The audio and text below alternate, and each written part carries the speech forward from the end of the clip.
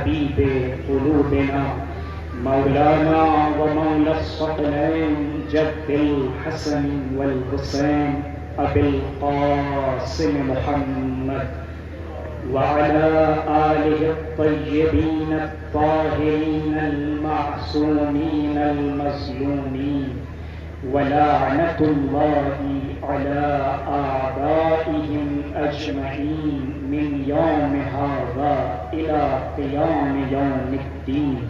أما بعد فقد قال مولانا أبو عبد الله الصادق: السلام عليك أيها العبد الصالح المطيع لله ولرسوله ولأمير المؤمنين وللحسن والحسين.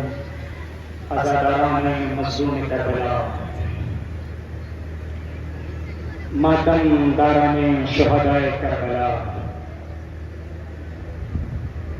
آج یہ منظر جو آپ کی آنکھوں کے سامنے ہے بعد شہادت امام حسین کا منظر ہے. یہاں پر آپ کو خیمے سالم نظر آ رہے ہیں، مگر کربلا میں عصر عاشور کے بعد یہ خیمے سالم نہ تھے. ہاں عزاداران مظلوم کربلا،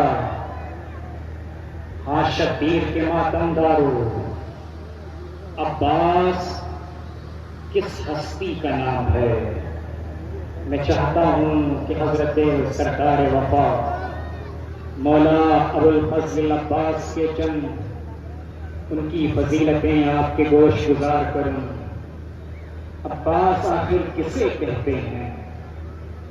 اگر ہمیں سرکار وفا کو سمجھنا ہے تو ہمیں ائمہ معصومین علیہ السلام کی روایات کو اٹھا کر دیکھنا ہوگا.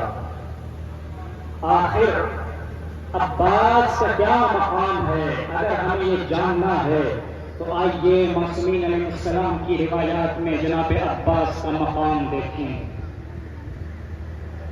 امام صادق علیہ السلام ارشاد فرماتے ہیں: کانا عمنا العباس نافذ البصیرہ. امام فرماتے ہیں کہ ہمارے چچا عباس بصیرت میں ڈوبے ہوئے تھے. یعنی کیا؟ اس سے کیا مطلب ہے بصیرت میں ڈوبے ہوئے تھے؟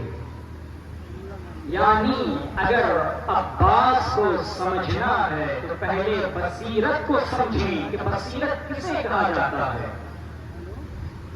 صرف نصیحت کے چند الفاظ سماعت فرمائیے، انشاءاللہ اس کے بعد آپ گریہ فرمائیں گے.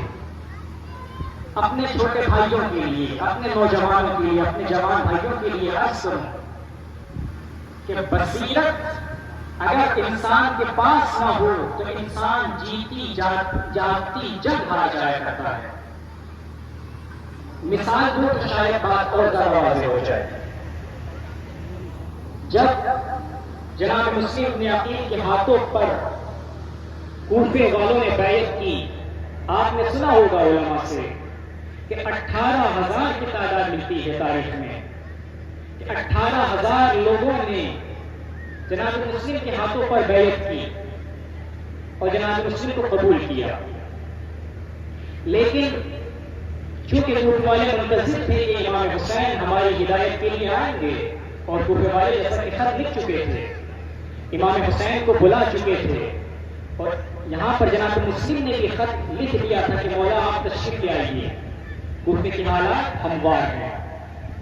میں اس چیز کو بیان کر رہا ہوں کہ اگر انسان کے پاس بصیرت نہ ہو تو انسان جیتی جاگتی جنگ ہار جایا کرتا ہے. جب ہم بصیرت کو سمجھ جائیں گے اس کے بعد جناب عباس کا مقام کیا ہے یہ سمجھ میں آ جائے گا. کتنی تعداد میں نے بیان کی؟ 18,000 لوگوں نے جناب مسلم کے ہاتھوں پر بیعت کی.